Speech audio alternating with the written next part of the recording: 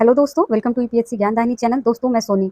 दोस्तों साइंस हम लोग पढ़ रहे थे और जहाँ तक हम लोगों ने पढ़ा है उसके आगे आज शुरू करते हैं। देखते हैं पॉइंट देखिए, लिखा है समुद्र तल से ऊपर या नीचे जाने पर वायुमंडलीय दाब क्रमशः घटता है। हम लोगों ने पिछली क्लास में यहीं तक बात की थी कि समुद्र तल के ऊपर जाने और नीचे जाने पर क्या होता है, वायुमंडलीय दाब घटता है। तो देखिए दोस्तों, मैंने एक डायग्राम बनाया हुआ है। समुद्र है, उसके ऊपर तीर एरो गई है, ऊपर भी जाने पे क्या हुआ है, वायुमंडलीय दाब कम हो रहा है, और इधर भी नीचे जाने पे भी वायुमंडलीय दाब कम होता है। तो दोस्तों जैसे कि आप लोगों ने सुना ही होगा कि जब हम पर्वतों या पहाड़ों पे जाते हैं तो क्या होता है, वहाँ खाना पकाना मुश्किल हो जाता है ना दोस्तों। तो क्या होता है दोस्तों, जो हम पहाड़ों पे जाते हैं ना, वहाँ पे वायुमंडलीय दाब जितना ऊपर जाइएगा तो वो घटता है, और उसके साथ क्या होता है, क्वथनांक भी घटेगा। दाब घटेगा, क्वथनांक घटेगा। तो क्या होगा, जब क्वथनांक भी घटेगा तो क्या होता है कि खाना बनाना मुश्किल होता है। जैसे मान लीजिए आप लोग दोस्त होंगे 4-5 लोग, कभी कहे होंगे कि चलो पार्टी करते हैं, कहीं चलते हैं यार, कहीं वादियों में घूम के आते हैं, कहीं चलते हैं हिमालय उमालय पे। ऐसा ही सोचा होगा विचार, कहीं पहाड़ों पे निकल गए होंगे। अब वहां जाके आप लोग पार्टी करने के लिए, अब तो पार्टी कर रहे हैं तो कुछ खाएंगे पिएंगे ही, कुछ बनाने के बारे में सोचते हैं। सोच लीजिए आपने रख लिया मुर्गा पार्टी, अब आप मुर्गा पकाने लगे। अब मुर्गा क्या जल्दी पकेगा, आप सोचिए। क्यों पकेगा? नहीं पकने वाला, थोड़ा टाइम लेगा। क्योंकि दोस्तों जब आप पहाड़ों पे जाके मुर्गा पार्टी करिएगा ना, तो होगा क्या, वहां पे दाब घट जाएगा, अब क्वथनांक भी घट जाएगा। इसके कारण क्या होता है, खाना जल्दी नहीं बनता। क्योंकि देखिए दोस्तों, जब क्वथनांक घटता है तो आप पानी क्या होगा, जल्दी गर्म होगा, और जल्दी गर्म होगा तो क्या होगा, जल्दी वाष्प बन जाएगा। जैसे आप मुर्गा में पानी डालें तो आप पकने के क्वथनांक तो घटा है, तो क्या होगा, वो जल्दी से वाष्पीकृत होगा और जल्दी से पानी वो खत्म हो जाएगा, वाष्प बन जाएगा, चला जाएगा। तो दोस्तों इसी वजह से कहते हैं मुर्गा आपका जल्दी नहीं पक पाएगा। तो दोस्तों यही बात है कि पहाड़ों पे जाने पे दाब घटता है और क्या होता है, क्वथनांक भी घट जाता है और वाष्पनशील की गति ज्यादा तेज हो जाती है। तो दोस्तों इसी कारण, यही कारण है कि हम ऊपर जाते हैं, जितना ऊपर बढ़ते हैं तो क्या होता है कि खाना पकाना और हमको सांस लेना, ये सारी दिक्कतें आने लगती है। आप देखिए पहाड़ों पे जो जाते हैं दोस्तों, कभी कभी उनके साथ क्या होता है कि उनके नाक से खून आने लगता है। तो दोस्तों यही कारण है कि ज्यादा ऊपर जाने से क्वथनांक घट जाता है, दाब घट जाता है, जिसकी वजह से ये प्रॉब्लम उनको फेस करना पड़ता है। आगे बढ़ते हैं दोस्तों, समझ ही गए होंगे आप लोग। तो दोस्तों देखिए, अर्थात पी प्रोपोर्शनल और क्वथनांक, दाब और क्वथनांक, वाष्पन की दर, क्वथनांक बढ़ेगा तो वाष्पन की दर क्या होगी, क्वथनांक बढ़ेगा, वाष्पन की दर घट जाएगी, और क्वथनांक कम होगा तो वाष्पन की दर घट जाएगी। क्वथनांक घटा, वाष्पन की दर बढ़ी, और क्वथनांक बढ़ा तो वाष्पन की दर, क्वथनांक बढ़ा तो वाष्पन की दर क्या होगी, घटेगी। तो दोस्तों यही होता है। जैसे कि हम धरती मतलब यहाँ पे हैं, सीधे एकदम पैरेलल धरती पे है, तो हम लोग क्या पानी गर्म करते हैं तो 100 डिग्री टेम्परेचर पे पानी गर्म होता है। पर वही पहाड़ों पे आप जाइएगा तो क्वथनांक घट जाता है, तो 80 डिग्री टेम्परेचर पे ही पानी गर्म होने लगेगा। तो दोस्तों वहाँ दाब भी कम हुआ, क्वथनांक भी कम हुआ, वाष्पनशील बढ़ गया। आगे देखते हैं, जैसे देखिए दोस्तों, जैसे दिया है पहाड़ की चोटी, मान लीजिए शिमला आप गए हैं, तो वहाँ 100 डिग्री टेम्परेचर से कम पे ही पानी खौलने लगेगा। आप दिल्ली में हैं तो वहाँ 100 डिग्री टेम्परेचर पे पानी खौलेगा। तो क्या हुआ, पी घटता है, मतलब दाब घटता है, क्वथनांक भी घटता है, लेकिन वाष्पन की दर क्या होती है, तेज हो जाती है। क्वथनांक घटेगा दोस्तों, 80 डिग्री पे ही पानी जब आपका गर्म होने लगेगा तो जाहिर सी बात है जल्दी से वाष्प बनेगा। आगे बढ़ते हैं दोस्तों, देखिए नोट लिखा है, क्या लिखा है, पृथ्वी की सतह से ऊपर जाने पर दाब का मान घटता है। यही कारण है कि वायुयान में जब आप सफर करते हैं दोस्तों, तो आप जो फाउंटेन पेन लेते हैं तो उसकी स्याही निकाल दी जाती है। क्यों दोस्तों, क्योंकि वहां पे दाब की प्रॉब्लम की वजह से दाब जब ऊपर घट जाएगा तो क्या होगा दोस्तों, स्याही बाहर निकलने लगती है। इसी वजह से फाउंटेन पेन ले जाना मना होता है, और होता भी है तो उसकी स्याही निकाल दी जाती है। आगे देखिए, अधिक ऊंचाई पे चढ़ने पे कभी कभी नाक से खून निकलने लगता है। मैंने आपको बताया कि अधिक ऊंचाई पे चढ़िएगा, दाब के ही कारण क्या होता है, नाकों से खून आने लगता है। पहाड़ पर खाना बनाना मुश्किल हो जाता है दोस्तों। आइए, ये पॉइंट दोस्तों बड़ा ही इंपॉर्टेंट है। पेपर में ये सारे जितने भी पॉइंट दोस्तों मैंने कल मोस्ट इंपॉर्टेंट सारे जितने भी क्वेश्चन मैंने पढ़ाया तो वो पेपर में आए हुए हैं, आने की संभावना है। आज भी मैं जितना पढ़ा रही हूँ वो सारे आने की संभावना है। तो दोस्तों हाइड्रोजन और हीलियम से भरा हुआ गुब्बारा आप ले लीजिए, उसे ऊंचाई पे छोड़िएगा। मैंने आपको पढ़ाया था हीलियम से भी हल्की गैस क्या है, हाइड्रोजन। जब दोस्तों हाइड्रोजन क्या होगा, हल्की गैस है, तो अब बहुत तेजी से ऊपर जाएगा, और क्या होता है, जितना ऊपर जाएगा तो क्या ऊपर जाने पर क्या होता है, दाब घटता है, क्वथनांक भी घटता है। तो दोस्तों क्या होता है, दाब जब घटेगा क्या होगा, सबसे ऊपर हाइड्रोजन गैस वाला गुब्बारा जाएगा पर अधिक दूर तक जाएगा, और क्या होगा, वो जल्दी फूटेगा भी। और सबसे कम ऊपर तक कौन जाएगा, नाइट्रोजन वाला जाएगा, और वो देर तक फटेगा, देर में फटेगा, क्योंकि दाब वो धीरे धीरे जाएगा। और हाइड्रोजन वाला क्या ऊपर गया, वहां दाब जब घटा तो अचानक ही गुब्बारा फूट जाता है।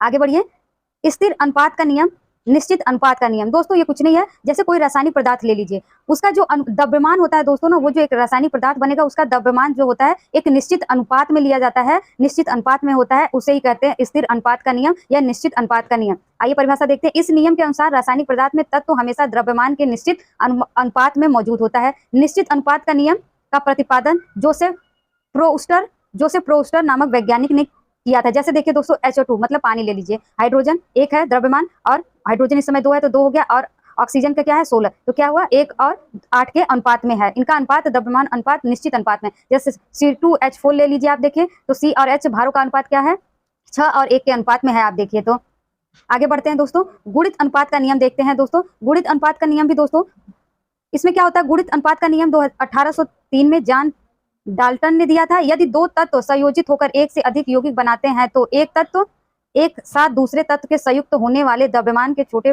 पूर्णांकों के अनुपात में होते हैं। दोस्तों जैसे जिस तत्व को लेकर आप बना रहे हैं और जो कंप्लीट तत्व बनेगा वो दोनों के द्रव्यमान सेम होंगे। जैसे देखो दोस्तों 2H2 प्लस O2 बना 2H2O, पानी बना दोस्तों। अब देखिए हाइड्रोजन के क्या हो गया, हाइड्रोजन का एक क्रमांक होता ही है, दो है, दो से दो लिया तो 4 हो गया, और इधर ये ऑक्सीजन का 2 है तो क्या हो गया, ये 16 होता है तो 32 हो गया। अब पूरा जोड़िएगा तो क्या बना, H2O क्या है 16 बना है, और इधर आप देखिए इसको भी जोड़िए 32 4 16, तो दोनों के क्या क्रमांक बराबर है। तो बस आपका गुणित अनुपात का नियम यही कहता है कि दोनों जो है वो संयोजी जो बनेंगे वो यौगिक बराबर ही होंगे। आगे बढ़िए, देखिए पदार्थ एक जगह लिखा है, एक जगह क्वथनांक लिखा हुआ है। शुद्ध पानी आपका किस टेम्परेचर पे खौलता है, तो वो 100 डिग्री पे। अशुद्ध पानी 100 डिग्री से ज्यादा पे। दोस्तों क्यों 100 डिग्री ज्यादा टेम्परेचर से ज्यादा खोले, क्योंकि दोस्तों उसमें अशुद्धियां होती हैं, अशुद्धियों को गर्म करने में थोड़ा सा टेम्परेचर वो ज्यादा लेता है। तो क्या होगा, शुद्ध जल आपका 100 डिग्री टेम्परेचर पे खोलेगा। दोस्तों ये पॉइंट है, ये पेपर में आ सकता है कि शुद्ध जल का क्वथनांक है, बॉइलिंग पॉइंट है, तो क्या बोलेंगे 100 डिग्री। अशुद्ध का पूछ लिया तो 100 डिग्री टेम्परेचर से ज्यादा होता है। भारी जल D2O आपको पता है नाव के रिएक्टरों में और चीजों में इसका प्रयोग किया जाता है। दोस्तों भारी जल का ड्यूटेरियम ऑक्साइड या गुरु जल या भारी जल, इसका 101.4 डिग्री सेंटीग्रेड होता है, और ईथर का आपका 34 डिग्री टेम्परेचर पे ही, मतलब ये क्वथनांक किसका होता है जिसपे ये खौलने लगता है। आगे बढ़ते हैं, देखिए दोस्तों, वर्षा का जल आसुत जल शुद्ध विद्युत का कुचालक होता है। दूसरा पॉइंट देखते हैं, प्रेशर कुकर के अंदर खाना जल्दी पक जाता है क्योंकि कुकर के अंदर जब दाब बढ़ता है तो तापमान लगभग 125 डिग्री से 130 डिग्री सेंटीग्रेड हो जाता है। प्रेशर मतलब कुकर आप ले लीजिए, आपने कुकर में खाना रखा, चावल रख लिया, तो क्या होता है जब उसको भाप दीजिएगा दोस्तों वो बंद रहता है चारों तरफ से, उसका टेम्परेचर और बढ़ जाता है। तो उसका टेम्परेचर कितना दाब बढ़ता है तो आपका क्या होगा, खाना जल्दी बनेगा। आगे देखिए लिखा है, जब कोई नाव नदी से समुद्र में जाएगी तो थोड़ा ऊपर उठ जाती है। जब देखिए दोस्तों आप सोचिए आप तैरना चाहते हैं तो सबसे ज्यादा तैरना क्या होता है, आप समुद्र में अच्छे से तैर लेंगे, पानी में नहीं, क्योंकि पानी हल्का होता है, समुद्र का जल नमक के कारण भारी होता है समुद्र का जल। तो समुद्र के जल में आप क्या होता है, आप आसानी से तैर सकते हैं। तो क्या होता है दोस्तों, जब नदी से समुद्र में नाव कोई जाएगी तो क्या होगी, वो ऊपर उठ जाएगी, और जब समुद्र से नदी में जाएगी तो क्या होगा, वो थोड़ी नीचे आ जाएगी। ये सब घनत्व के कारण होता है दोस्तों।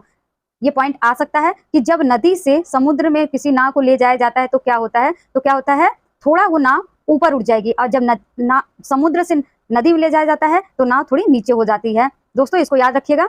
और आपको पानी में तैरना कहाँ आसान होगा, नदी में ऑप्शन दे दिया, नदी में, समुद्र में, और भी ऑप्शन दे दिया, तो दोस्तों आपका समुद्र में तैरना आसान होगा। आगे देखते हैं, अब बारूद के बारे में पढ़ते हैं दोस्तों। बारूद की खोज रोजर बेकर ने किया था। बारूद बनता किससे दोस्तों, तो उसमें चारकोल होता है, गंधक होता है, सोरा का मिश्रण होता है। बारूद की खोज दोस्तों किसने की थी, रोजर बेकर ने की थी, और बारूद में चारकोल, गंधक, सोरा होता है।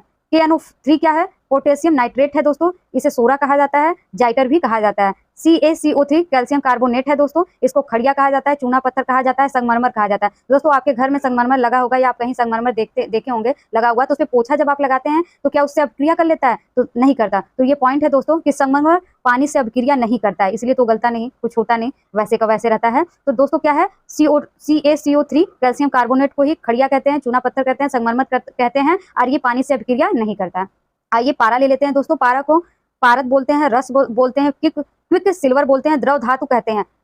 और एक दोस्तों अमलगम, जानते हैं दोस्तों जो पारा होती है, पारा में होता क्या है दोस्तों, पारा है और पारा में कोई और पदार्थ आप डालिएगा तो उसको अमलगम बोलते हैं। पारा रहेगा उसमें और कोई पदार्थ डालिएगा तो अमलगम कहलाएगा। और एक नाम इसको बोलते हैं हाइड्र जीरम भी बोलते हैं, इसको पारा को ही बोलते हैं। आगे बढ़ते हैं दोस्तों, सबसे इंपॉर्टेंट पॉइंट दोस्तों है, मोती का मुख्य अवयव क्या है, तो कैल्शियम कार्बोनेट ही होता है दोस्तों मोती का मुख्य अवयव।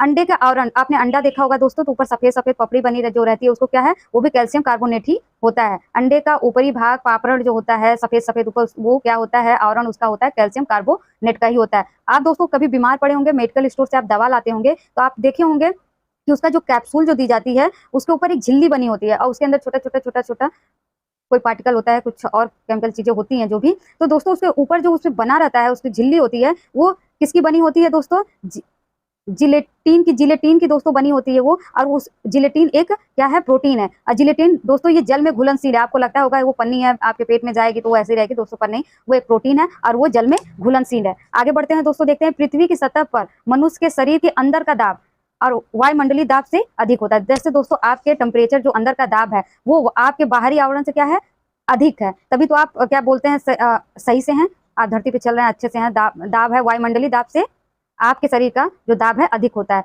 आप कभी जहाज में सफर किए होंगे, वायुयान से सफर किए होंगे, तो उसके अंदर का टेम्परेचर ना दोस्तों, जो दाब होगा, टेम्परेचर नहीं सॉरी, जो दाब होगा वो क्या होता है, अधिक होता है, अधिक होता है। लिखा है उड़ते हुए वायुयान के अंदर का दाब वायुमंडलीय दाब से अधिक होता है। दोस्तों वायुमंडल में ही बहुत ऊंचाई पे वायुयान उड़ता है, जहाजें उड़ती हैं, तो वहाँ क्या होता है, टेम्परेचर जो बाहर का होता है, जो दाब होता है दोस्तों, क्या होता है, बहुत कम। अभी हमने पढ़ा ऊंचाई पे जाने पे दाब घटता है, तो दोस्तों उस समय तो बाहर का दाब घटा रहता ही है, और हमारे जिसमें हम लोग बैठते हैं अंदर जहाज के अंदर, उसमें का वायुमंडलीय दाब जो होता है वो ज्यादा रहता है, हम लोग के अंदर के टेम्परेचर से भी ज्यादा रहता है, तभी हम सही से वहां बैठ पाते हैं। तो दोस्तों